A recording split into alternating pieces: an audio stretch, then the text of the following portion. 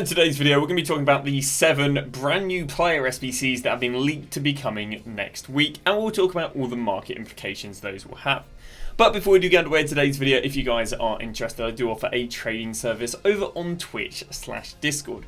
All you got to do is subscribe over on Twitch, which you can do for free with Amazon Prime. If not, it's £5, €5 or $6.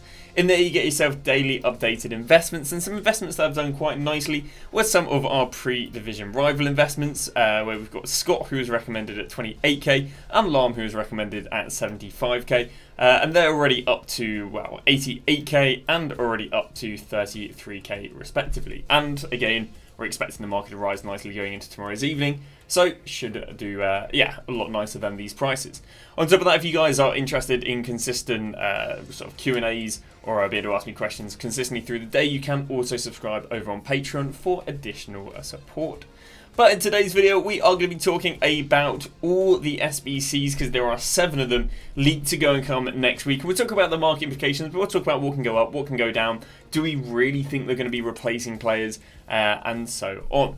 So without further ado, let's go and talk about the first player SBC that was leaked to come this week. And normally how it works is the first that are leaked are the first to be released. I presume this is because these are maybe the first EA commission graphics for, or the first that get added to the code or something along the lines of that. But yeah, the first one that's been leaked, and I think it's been leaked about maybe 24 hours more than everyone else, is Joe Cole.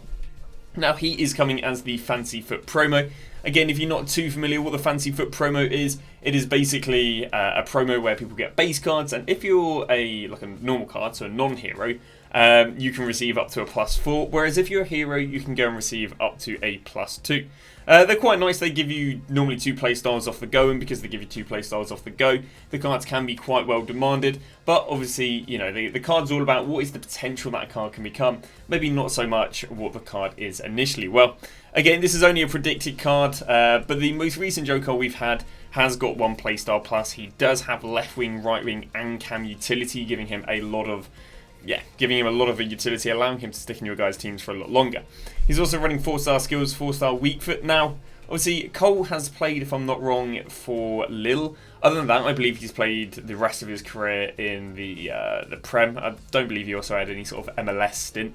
So, expect this card to be a Prem card. If not, expect it to go and be a Ligue 1 hero. Now, again, stat-wise, you can expect to probably go and see +2s and 3s on what we currently have, so over 90 pace, definitely over 90 dribbling, probably close to 90 passing, and just sub 90 shooting. So will the card really be good enough to go and replace some of the wingers we've had as of recently? I feel like if people take it at face value as what the card is going to start off as, probably not. But obviously, how it worked last year is the heroes would go and receive themselves a +1 rating if the team that they represent scored 11 goals in 4 games, or they would also go and receive a +1 rating if the team also got 2 wins out of the next 4 games. So, if, let's say, he's representing Lille, I'm not quite sure how well they're doing in the Ligue 1. If they are favoured to go and play maybe some bottom of the leagues, well, you could probably presume he'll go and get a +2. And I'd imagine they'll be up to a 92 rated. I'd be very surprised if the base version of Cole isn't higher, isn't at minimum 90, if not maybe even 91 rated. So there is Cole, and again, this is kind of how the upgrade system worked last year. For the heroes, they only had the club scoring 11 and 4 and the club winning 2 and 4, but obviously when it's a base card, because they're actively playing, you've got 2 more additional upgrades, which is for the attackers and midfielders to get either 1 goal or assist in the next 4 games, and the player making 3 appearances in the next 4 games. So the upgrades are normally slightly spread out, so when we're going to talk about the player SBCs coming, obviously you can do 3 of them in 2 games basically. If the player gets 1 goal and an assist, if the team, absolutely stomps someone 5 or 6-0, well then again you can get that in about 2 or 3, and then the club wins 2 in the next domestic 4 matches. I believe we had some players like Lamousse who only got 3 in 2 games. If not, quite a lot of them can also go and complete all 4 upgrades in 3 games. So there is the likes of Cole. Again, we can expect to go and see maybe Cole dropping left wings, right wings. It's subjective how much the SBC was last year. Last year, not many of the player SBCs were that demanded, if I can go and grab them. So we obviously had the legendary Ruffalo, but apart from the legendary Rolfo, we didn't have too many. So to always go and see the previous SBCs, what we do is we head over to Footbin, we then go to expired SBCs, and then what I do is I then go and scroll to about the 35th page, but rather than doing it manually, I just go and change the URL. And right here we go. We're not quite at FUT Fantasy. We're going to be, where is this? Beginning of team of the season. If by magic, it should be a few more pages. And then we should hopefully be at FUT Fantasy. There we go. We had Galazzo. So we got about 1 or 2 more promos till team of the season. We've got FUT Birthday. FUT Birthday is going to go and come middle of March. And it was about page 55, I'm going to say. What do we have here? Here we go. You can see the FUT Fantasy cards. So Singo wasn't demanded. Tielemans wasn't demanded. Debo wasn't very well demanded. Andre Herrera wasn't very well demanded. Smollett was okayly well demanded. Ricardo Cavalier was quite well demanded. Rolfo was insanely demanded. This was a 2-week promo last week, so last year. Bonjourno I don't remember being too well demanded. Ferenc I don't remember being too well demanded. Gilly seemed to have okay demand, so the hero seemed to be quite well demanded. Alex Scott was well demanded. Werner I think was really well demanded, despite his upvote and downvote saying otherwise. So yeah, pretty sure there's about a 67% hit rate in terms of if they were well demanded last year. Well, the second SBC we've got, which is that is leaked, is Joao Felix. Now, it might be that they're going to release both a hero and the base one on the Friday, but I think what they did last year, I think it was 6 out of the first 7 days of the promo, we got a new player SBC, which is why we've got like 7 players leaked at the moment. Well, Joao Felix has transferred over to the likes of AC Milan, meaning we're going to be getting ourselves our first AC Milan promo card for Joao Felix. Now, these are predicted stats, but obviously Joao Felix has had recent promos or recent SBC cards, and the promo cards are always better than the most recent SBC cards. So yeah, expect him to have probably mid to low 90s pace, 90 shooting, 90 or sub 90 passing, obviously over 90 dribbling, and yeah, I think he also dons the 5-star skills for 5-star skills and 4-star weak foot, which is really nice.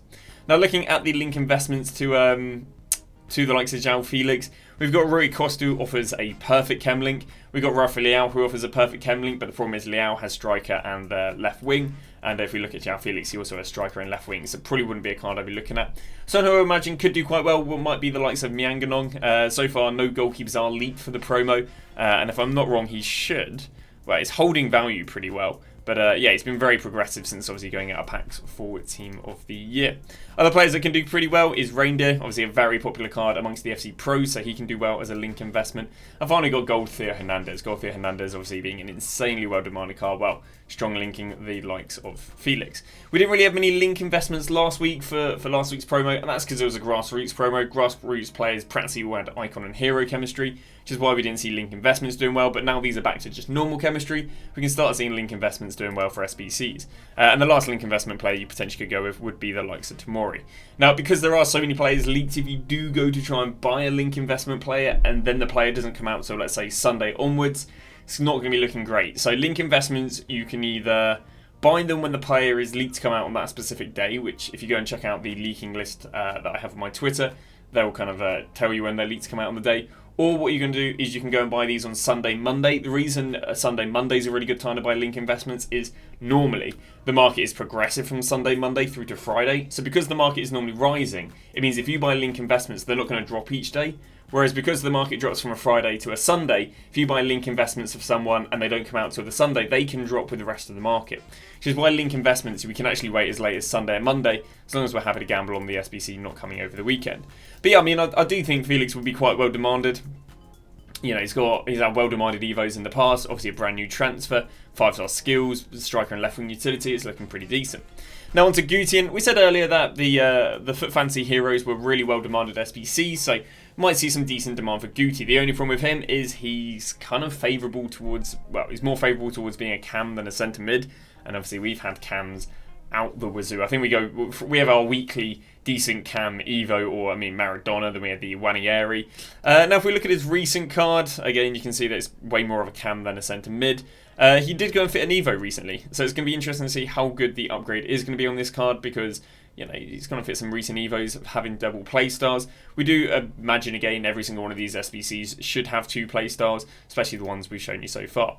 Might see a drop on cams and centre mids, but I'll be honest with you, I wouldn't be too worried about him with him not really looking too insane.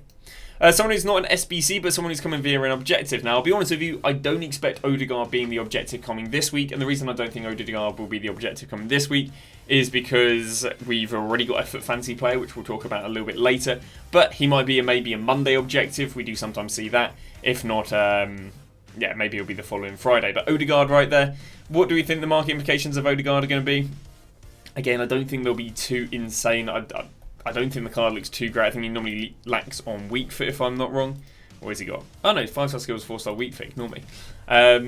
But yeah, I don't feel like he's an overly popular card. Obviously, his previous promo card being 140k, and this one's coming out as an objective for free, which is quite nice. Double playstyles on the card as well. Obviously, 5-star skills, high dribbling, high passing. Again, if we look at his link investments, some of his best link investments would be Inform Haaland, along with a few of his other promo cards that are cheap. This Trailblazer Gabriel has been made very rare as of recently because of Evo, so that could do well if the Odegaard's well demanded. And then we got Lewis Skelly. Now, obviously, there's a little bit of a worry that Lewis Skelly has centre mid utility and Odegaard's got centre mid utility. But yeah, you could definitely push him more towards the CDM or left back. Him also having a really nice rise. He recommended him at 82k. I think after his initial rise for the Evo, yeah, really recommended him at about 82k. Well, he's already up to 110k, so a nice player, a nice rise on him through the week. This is why we don't expect Odegaard to be the Friday objective player. That is because Benacer is linked to be an objective, and it surprised me if they went for a non-promo card as the objective on the Friday over Benacer. Sadly, not really much to do with Benacer. Not only, I mean, I'll be honest with you, his predicted card looks very good, but of course it doesn't really mean anything. The problem with this guy is he just doesn't really have any link investments. You might see a rise on Abdella Pele with him being the best. We don't normally buy heroes and icons for link investments, but as Benacer literally has no links, we actually might see a decent rise on Abdella Pele and maybe on some of the base Ginolas. But other than that, you're not going to go and buy Matuidi as a link investment. You're probably not going to go and buy Rabiot, who's a centre mid, as a link investment to a centre mid. He is a objective card, if I'm not wrong. And then everything else is either SBCs or the cards are just absolutely trash. So potentially going to be a nice rise at Abdella Pele with the Benacer, but it comes down to how well demanded he is. Again, people have kind of got a little bit used to the luxury of the grassroots cards where you just don't have to worry about chemistry. Well, unless they go and change the chemistry on these, which I don't believe we had in previous years. Yeah, I don't know if he just won't be demanded whatsoever. Especially as I feel like that's a very heavily probably overhyped predicted card. Bear in mind, again, these cards can get +4s. It's hard to believe they're going to give you a card that become a 93 with these as his base stats, let alone what he gets upgraded to. SBCs that are also lead to come during the week, your classic POTM, but this one's looking quite nice. Obviously, you know, the Women's La Liga POTMs, we had Casiedo last month, which actually wasn't too bad, especially value for money compared to a POTM. And then we had Adebeje in the first one, but other than that, they haven't been too well demanded. Well, we're quite likely to go and get Hansen here, which is quite nice. Now, they normally do +1 on the Informs, meaning Hansen's likely to come out as a 92 rated Inform card.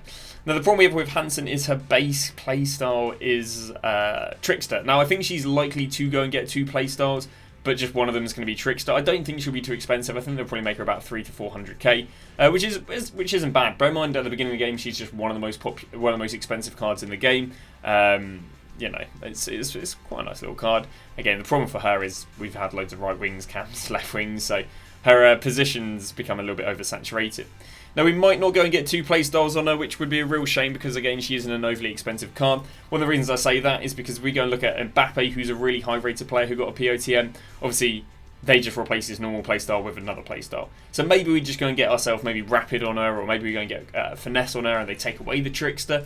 But yeah, not too sure what they're going to do with that with her being really high-rated but not too expensive.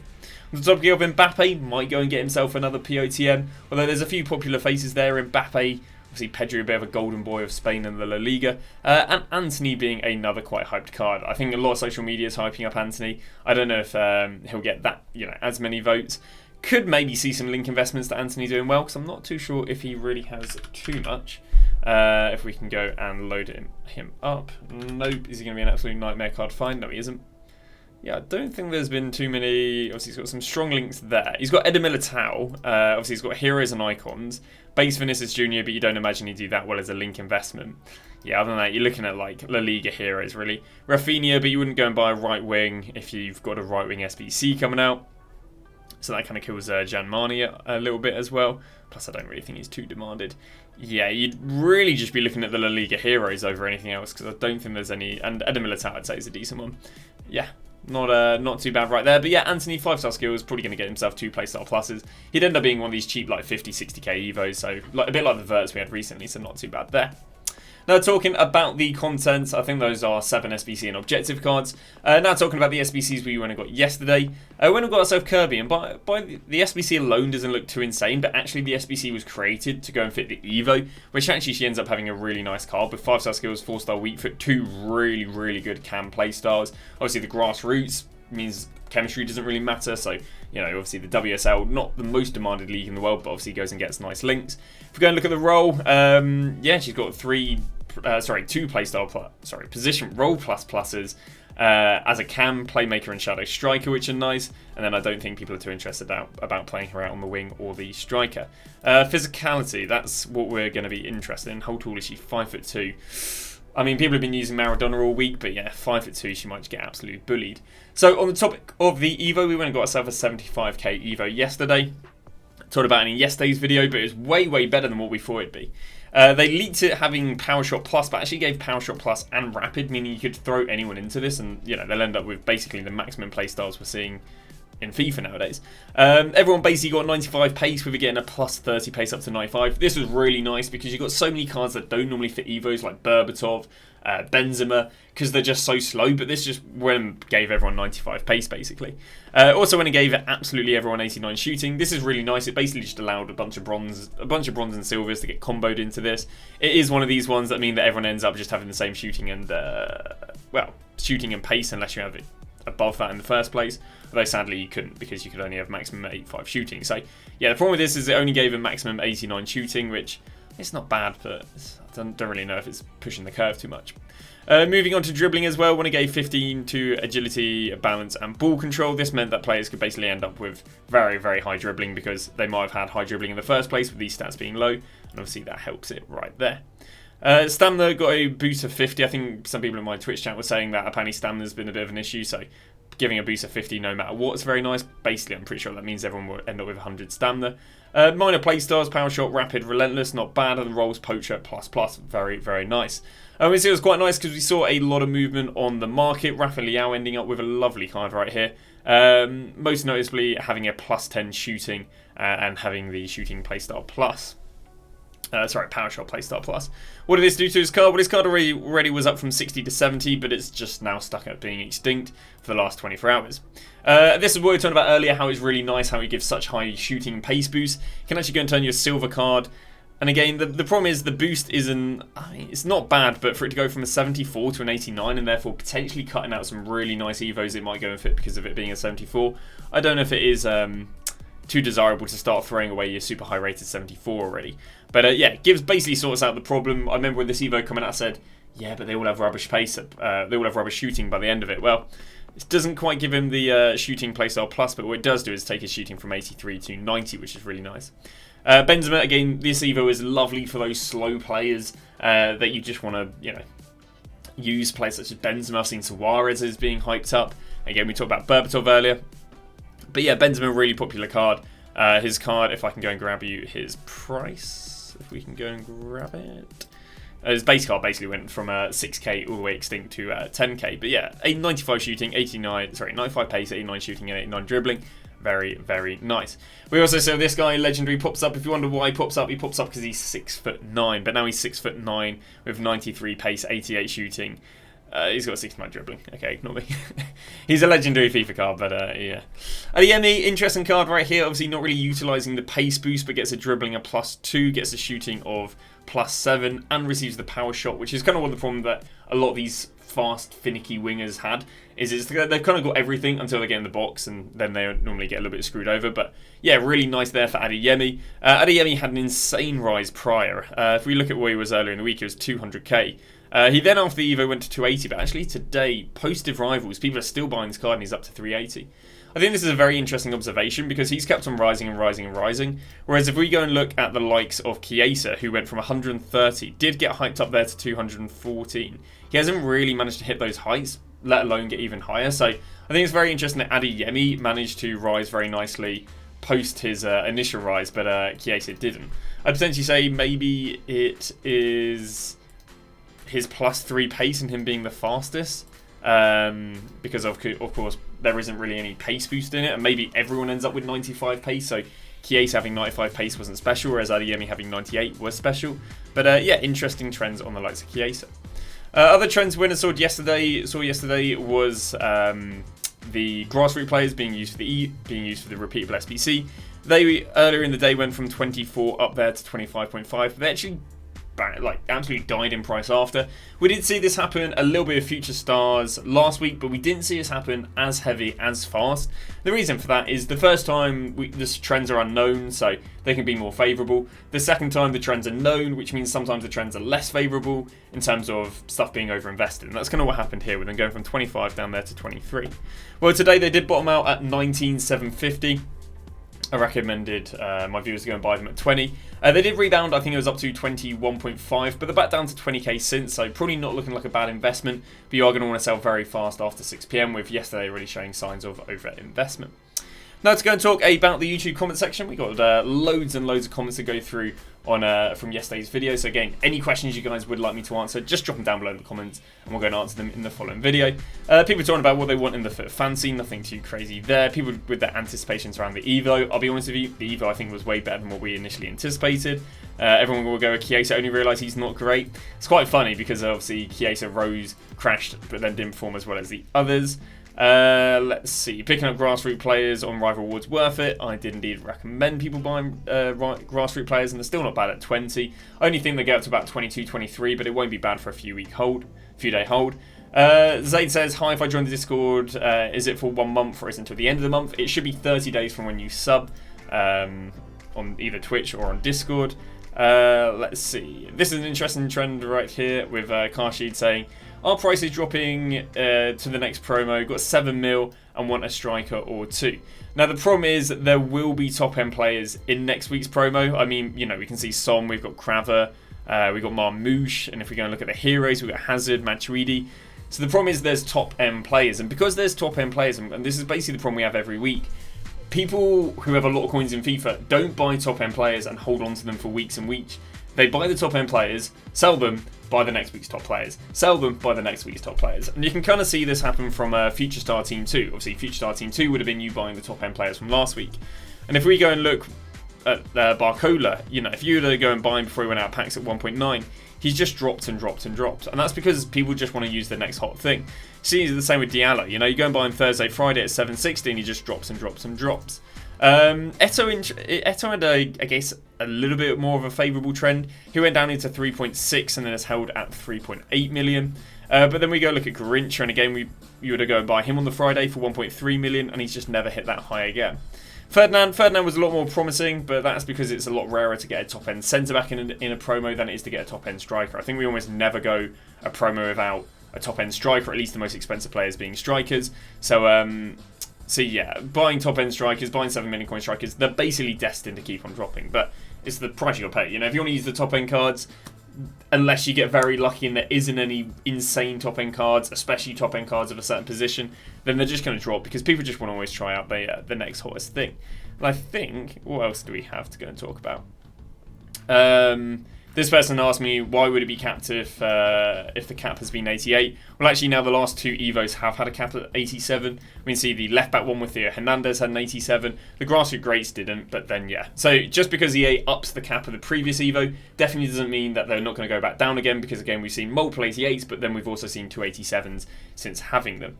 This person talks about replacing the players. Doobie-doobie-doo. I don't think it's too much. This guy says that the guy who tweeted about the Evo has been wrong in the past. The thing is, you've got to play as a percentage game, right? I've been streaming and doing this for like 13 odd years. I've been around since leaks have been a thing. I'd like to think I've got a very good eye of, even if people are wrong once or twice, it doesn't kill their credibility of them being right 100 times. You know, you've got to just take these with a pinch of salt and not be overly offended. If I'll be honest with you, I don't even think it was a leak that really affected the market.